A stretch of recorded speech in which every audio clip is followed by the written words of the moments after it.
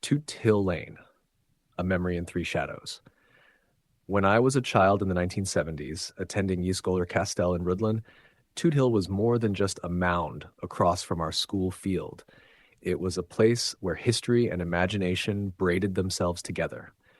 The narrow lane that ran between the castle and the hill was a favorite shortcut for children, a strip of earth shaded by trees, the sort of place where a story could easily take root. That was the summer the archaeologists from the University of Exeter arrived. Their excavation drew half the school to the fence each break time, all of us peering eagerly at the trowels, buckets, and gently brushed earth. The adults talked quietly about the discovery of a Norman church, long lost beneath the soil.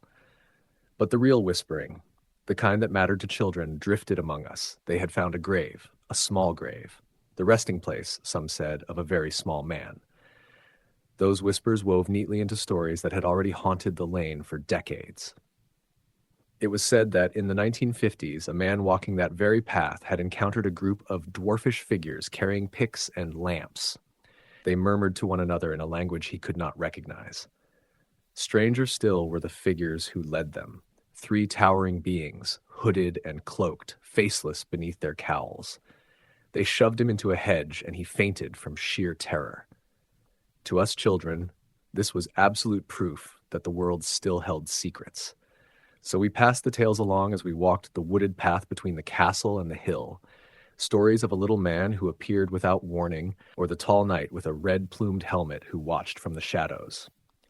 The walk has long since been closed off at the castle end, but I can still feel that prickle of delighted fear whenever I think of it. The way the leaves rustled just a little too suddenly, or how the path seemed to narrow as the daylight faded. Of course, at the time I assumed my parents encouraged these stories simply to get me home before dark on long summer nights. Now, though, I'm not so sure.